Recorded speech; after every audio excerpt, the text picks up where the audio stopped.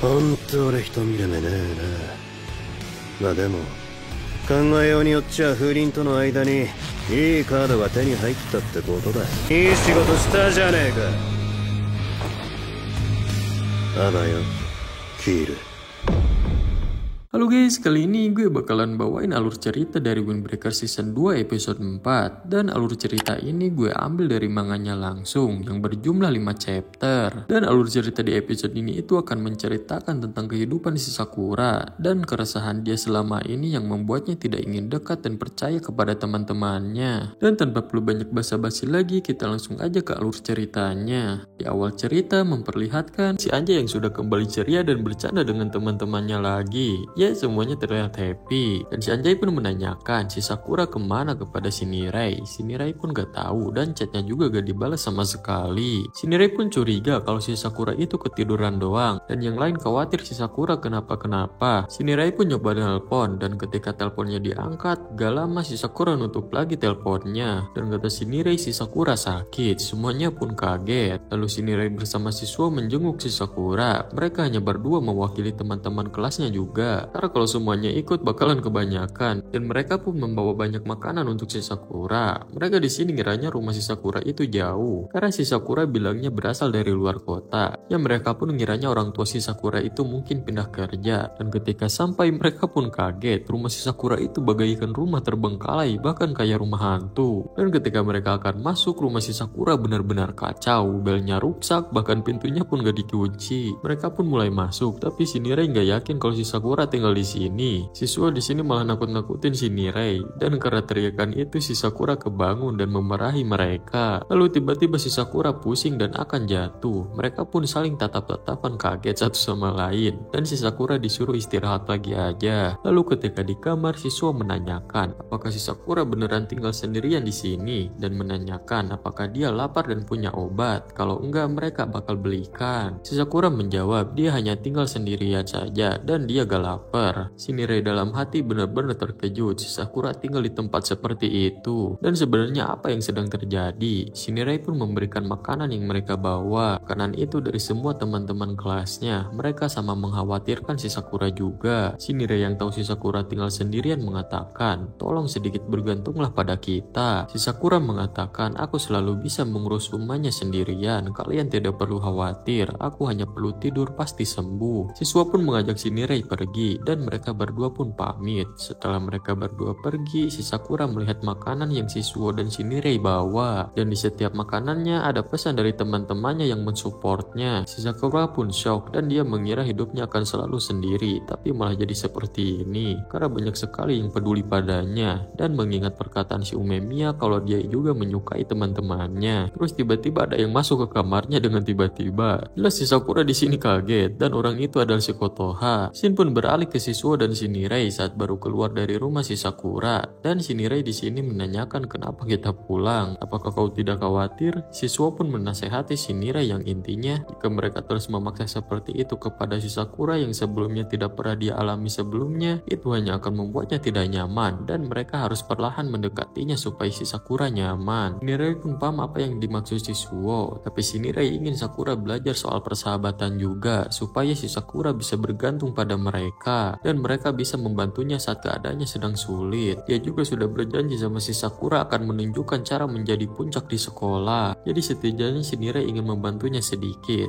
Lalu tiba-tiba mereka bertemu si Kotoha dan menanyakan sedang apa mereka di sini. Si Nirei pun menceritakan tentang keadaan si Sakura sekarang yang membuat si Kotoha datang ke rumah si Sakura. Lalu Shin pun beralih lagi ke si Sakura dan si Kotoha lagi. Si Sakura di sini dimasakin oleh si Kotoha. Si Sakura pun melihatnya dengan malu dan ketika akan dimakan malah kepanasan. Si Kotoha pun mengatakan kalau dia tidak tahu si Sakura hidupnya sendirian, bahkan kamarnya kayak kamar yang gak ditinggali orang dan bahkan di sini gak ada apa-apa. Si Kotoha pun bercanda apakah kau orangnya minimalis? Ya dan untungnya di sini si Sakura masih memiliki nafsu makan dan si Kotoha pun mengatakan kalau si Nirei itu sangat panik. Si Sakura mengatakan kenapa dia selalu melakukan hal yang tidak berguna ini. Si Kotoha pun kesal sama si Sakura. Kemarin kau bertarung dan kau selalu saja berlebihan berlebihan makanya sakit. Si Sakura menjawab, kalau ini bukan karena perkalian itu. Si Kotoha pun menjawab, pasti karena si Sakura suka teman-temannya yang membuatnya membeku bukan? Sakura pun kaget dan kesal kepada si Kotoha, kenapa dia bisa tahu. Si Kotoha pun mengatakan, tapi itu memang benar kan? Kau tidak bisa bergerak saat berkelahi. Si Kotoha menyarankan yang intinya percaya saja kepada teman-temannya untuk membantu si Sakura. Si Sakura membalas, jangan bercanda, biasanya aku melakukan apapun sendirian dan ini itu masalahnya. Si Kotoha pun mengambil makanan si Sakura terus mengatakan, apakah kau bisa membuat ini sendiri? Si Sakura pun kaget dan si Kotoha menanyakan yang intinya ini bukan tentang apa yang bisa dia lakukan sendiri, tapi kalau ada orang yang membantu itu akan meringankan bebannya juga. Jadinya si Sakura hanya sedikit saja yang bisa dia lakukan sendirian dan gak semuanya sendirian. Si Sakura pun mengingat omongan si Kaji yang mengatakan ada banyak yang tidak bisa si Kaji ini lakukan. Si Sakura pun merenung. Si Kotoha pun mengatakan awalnya bergantung dengan seseorang itu memang sedikit menakutkan. Lalu besoknya si Sakura yang sembuh karena makanan dan obat dari si Kotoha mulai berangkat sekolah lagi. Dan si Sakura menghampiri si Kaji ke kelasnya karena ingin berbicara. Si Kaji pun menjawab ingin membicarakan apa. Dan ternyata si Sakura ingin membahas pertarungan kemarin. Terus teman-teman si Kaji pun pada keluar dan sedikit mengejeknya karena punya tamu adik kelas dan udah jadi senpai yang baik. Si Sakura di sini dipuji teman kelas si Kaji karena melawan si Shitoren dan berhasil mengalahkan wakil ketuanya. Ya dia intinya di sini sok keren jadi senpai lah. Si Kaji pun mengajak si Sakura berbicara di tempat lain dan nyuruh si Kusumi dan si Enomoto mencegah teman-temannya mengikuti dia. Dan setelah sampai di tempat sepi, si Sakura nanya yang intinya dia di awal terlalu sombong sampai mengatakan bisa mengatasi semuanya sendiri. Tapi faktanya dia tidak bisa apa-apa. Sementara si Kaji dia selalu bisa mengandalkan temannya. Contohnya saat tadi nyuruh si Kusumi dan si Enomoto supaya gak ada yang ngikutin mereka. Dan si Sakura nanya gimana cara melakukannya supaya dia seperti itu. Si Kaji pun tiba-tiba terdiam dan mengajak si Sakura ke tempat lain lalu membelikannya kopi. Terus mereka lanjut ke tempat lain lagi. Ternyata mereka ke atap sekolah. Katanya supaya lebih enak bicaranya. Dan si Kaji pun mengatakan, kau mau tahu cara bergantung pada orang lain kan? Si Kaji pun menjawab itu terjadi karena dia tidak bisa melakukannya sendiri. Si Sakura di sini malah salah tangkap. Dia mengartikannya berarti dia lemah dan dia tidak ingin melakukannya. Tapi tiba-tiba si Kaji mengambil kopi yang tadi dibeli, terus mencari kertas untuk menulis sesuatu, lalu menyuruh si Sakura membaca tulisannya yang bertuliskan teh hijau. Si Kaji pun menjawab, betul, tapi di dalamnya itu kopi. Si Sakura pun malah ngelek. Terus si Kaji menjelaskan yang intinya, mau berapa kali diyakinkan kalau kopi itu teh hijau, tetap saja di dalamnya itu kopi. Mau diganti labelnya pun tetap saja di dalamnya itu kopi. Yang artinya saat kau tidak bisa melakukan sesuatu dan kau menolak mengakuinya sama aja dengan menipu kopi ini sebagai teh hijau, padahal di dalamnya itu kopi. Lalu si Kaji mengatakan, kau bilang kau mengerti tidak bisa melakukan semuanya sendiri, tapi kau malah tidak melakukannya alias bergantung dengan orang lain. Dan itu terjadi karena kau takut ditolak oleh yang lain. Si Sakura pun kaget dan mengingat masa lalunya yang memang dia itu selalu ditolak. Tapi ketika di Furin semuanya berbeda. Semua orang menerimanya bahkan mempercayainya. Dan dia sekarang takut karena tidak bisa memenuhi harapan mereka. Si Kaji pun menghela nafas lalu mengatakan, kau hanya takut dengan pikiranmu sendiri. Dan itu sangat terlihat jelas oleh semua orang. Apalagi saat membentak. Sama halnya itu kayak kucing ketika ketakutan. Maka kucing itu akan mencoba mengintimidasi. Ya dan si Sakura pun merasa itu memang benar. Terus si Kaji kasih contoh lagi. Dulu saat di atap ini ada hantu yang terlihat oleh salah satu murid. Sampai-sampai dia ketakutan. Dan semua orang pun memutuskan memeriksanya bersama. Yang ternyata itu cuma kantung plastik dan sekop doang. Inti dari contoh ini kalau saat itu cuma si murid itu doang yang mengira hantu dan ketakutan. Sementara pandangan temannya yang lain itu beda. Karena yang mereka lihat itu sekop. Jadinya ya agak takut karena cuma sekop. Dan si Sakura sama halnya kayak orang itu, takut gak jelas, padahal orang lain melihatnya tidak seperti yang dipikirkan si Sakura. Terus si Kaji mengatakan yang intinya, tidak ada yang bisa mengetahui isi pikiran orang lain. Dan ketika temanmu melihat lemahnya dirimu, bahkan mereka dibentak olehnya, tidak ada satupun dari temanmu yang menolakmu. Karena mereka menerimanya apa adanya, tapi kau tetap saja takut. Dan menurutku kaulah yang tidak bisa menerima mereka apa adanya. Kau sekarang hanya perlu percaya pada temanmu saja. Si Sakura pun terdiam, ya karena ucapan si Kaji itu benar semua. Lalu si Kaji pun sadar, karena dia itu pendiam tapi terlalu banyak berbicara sekarang. Lalu tiba-tiba si Umemiya dan si Hiragi datang dan mengatakan kerja bagus dan memuji mereka. Si Hiragi yang tahu si Kaji pasti malu meminta maaf. Lalu si Umemiya di sini malah terus muji si Kaji yang ngebuatnya makin malu. Si Kaji yang gak tahan malu banget langsung mukul si Umemiya sampai terpental dan dia pun langsung kabur. Si Umemiya di sini malah bangga dan menanyakan kepada si Sakura apa yang dia rasakan setelah mendengar ucapan si Kaji. Si Umemiya pun mengatakan dia saat itu juga menjadi dirinya sendiri dan apa adanya, tapi semua orang di sini menerimanya dan dia mempercayai mereka semua. Itulah yang membuat mereka selalu bersama. Dan si Umemiya di sini menyuruh mencoba percaya. Si Sakura pun mengingat si Nagato saat dia melawan Genkill. Dia merasa si Nagato ya sama sepertinya, tidak bisa mempercayai temannya, yang sampai membuat dirinya terpuruk.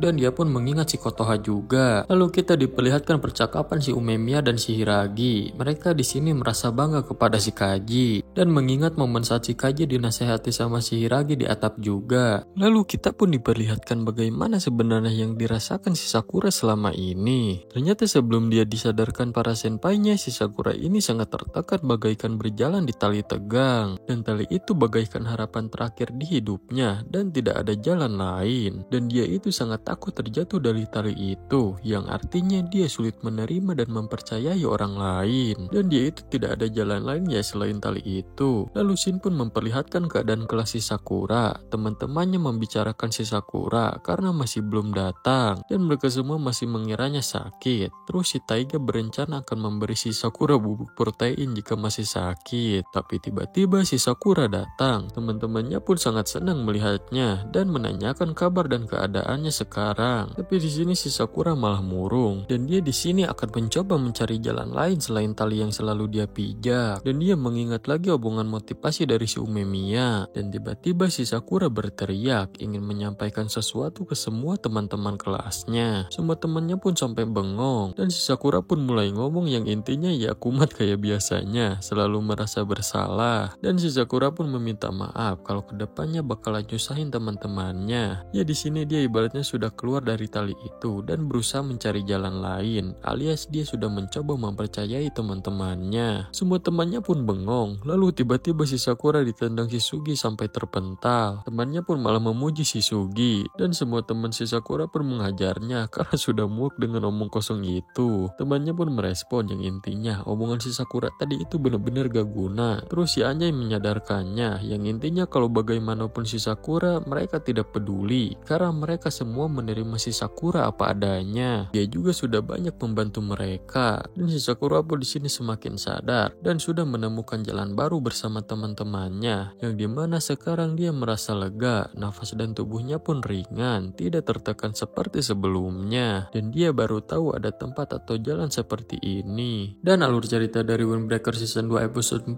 pun berakhir. Nah guys, kalau kalian suka dengan video ini jangan lupa like and follow supaya gak ketinggalan video menarik lainnya.